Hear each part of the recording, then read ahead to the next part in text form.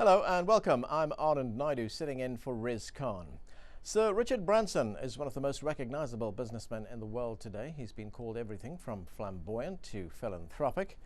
He's a self-made millionaire and has a strong entrepreneurial spirit, even in these times of recession. Among his latest ventures is Virgin Galactic, a space tourism initiative, a new airline, and promoting a healthcare plan. His empire embraces trains, planes, media, mobile phones, the internet, and music, and he's also been busy burnishing his green credentials. He joins us from Al Jazeera headquarters in Doha. Welcome to the program, sir. Thank you very much. Well, let's start with the global recession. These are tough economic times, and among the remedies being proposed by some governments, notably the one here in the United States and in Britain, is to use public money to bail out banks and other companies. Do you support bailouts? I certainly support the bailout of the banks. I don't think we have any choice other than to bail out the banks. I certainly don't support bailout of other companies. So bailing out car companies in America, I personally think it's a big mistake. I think if car companies can't sell cars, and if they don't produce clean green cars that people want, they should be allowed to go bust and make room for more efficient companies. But as far as the bank's concerned, they should bail them out, but as quickly as possible, they should get them back into private ownership again. At this stage, do you believe that governments are doing enough to rescue the global economy? I think governments are doing as much as they can, and now it's up to us. Well, it's up to the banks to make sure that that they lend to the decent companies that need the resources to be able to expand, and then it's up to entrepreneurs and business leaders around the world to work extra hard to try to get the economy going, to try to dig us out of this mess. And I'm sure we can do so, although I think it might take a little longer than the markets seem to indicate over the last few days. Now, you're a businessman, you're an entrepreneur, you're looking at new ventures all the time, you're looking at starting new companies. In this environment, do you find it very difficult to raise money? Well, I think Virgin's fortunate in that it is a well-known brand, and if we've got a good project that we need to do, I suspect that we've either got the money to do it or we can raise the money to do it. But for less well-known brands or small companies, it is extremely difficult. And I think as governments bail out the banks, they have to make it a condition of bailing out the banks that those banks will not just sit on that money, but they'll get out and lend to small companies and mid-sized companies in order to get the world economy back on its feet again. I just want to get back to those bailouts again. There's a bit of a controversy swirling here in the United States, and that's over the insurance company AIG. As you know, it's received a lot of money from the government, tens of billions of dollars. I think the last figure was 165 billion. And it was revealed over this last weekend that AIG are now going to pay their managers and top executives bonuses. And this has caused an outrage in the United States and a lot of anger. What's your opinion on that? I think it's right that an outrage is caused. AIG have got themselves into an awful mess, and therefore one would have thought that managers and directors would have said thank you very much. We won't take any bonuses until we get the company out of this mess. So I think it's a rightful outcry. I want to go to an email now coming through from one of our viewers, and this is a viewer here in the United States. She writes to us from Kansas. Her name's Deborah, and she writes, I don't appreciate bailing out millionaire, billionaire stockbrokers and Wall Streeters as a middle class and poor American.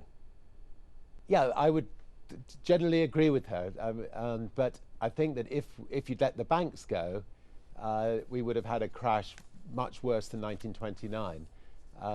And that would have affected just literally everybody from poor to middle class, the lot. So, so I think the banks had to be nationalized or effectively nationalized, but other companies that don't get their act together and don't trade well should be left to die. so that new young sprouts, and in the same way that old trees die, new young sprouts can take their place and hopefully do it a lot better than they did.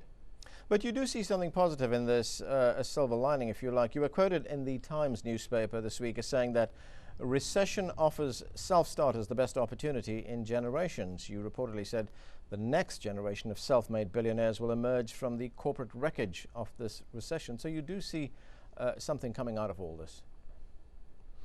Look, the new, Richard Bransons and Bill Gates will emerge over the next 2 or 3 years. The opportunities are enormous. I mean, the value of assets that were worth 50% or up to 90% more than they are today only a year ago, mean that new young budding entrepreneurs can get in on the ground.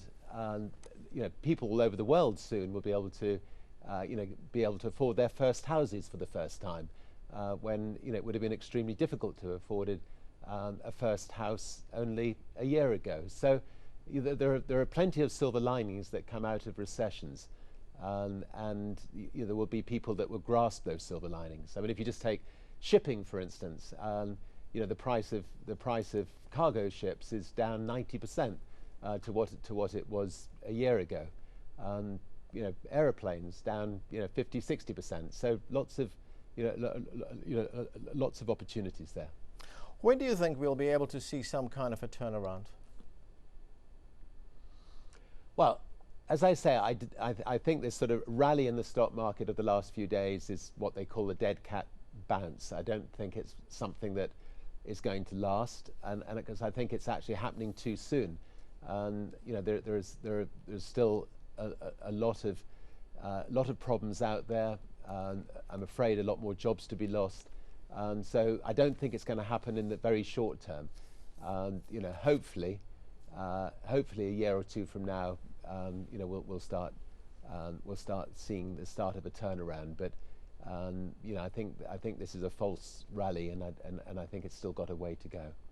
Okay, let's go to another email. This is from a viewer in Riyadh, Saudi Arabia. His name is Fazli Samir, and he writes, "The only way to resolve the present economic crisis is for developed nations to begin embracing the developing nations in a manner that will benefit both and thereby bring about a balance. This will inject the stimulus required to benefit from each other's products, technology, resources, and infrastructure."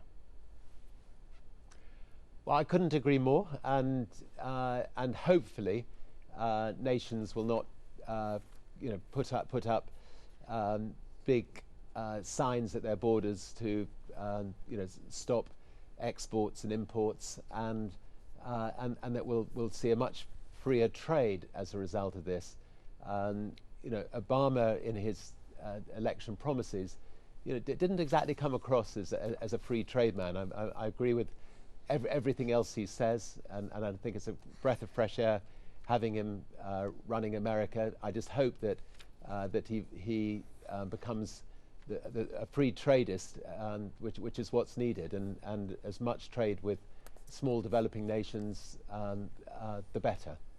Well, let's look. I mean, things like barriers like America sort of trying to stop the importation of sugar-based ethanol from places like Brazil and Africa and the Caribbean could power 90% of all American cars. It would be clean for the global environment, and it would tackle global warming, and yet America has massive importation duties against sugar. Those are the sort of barriers that should be torn down. Well, there have been serious concerns expressed by many developing countries about protectionism. Do you share those concerns?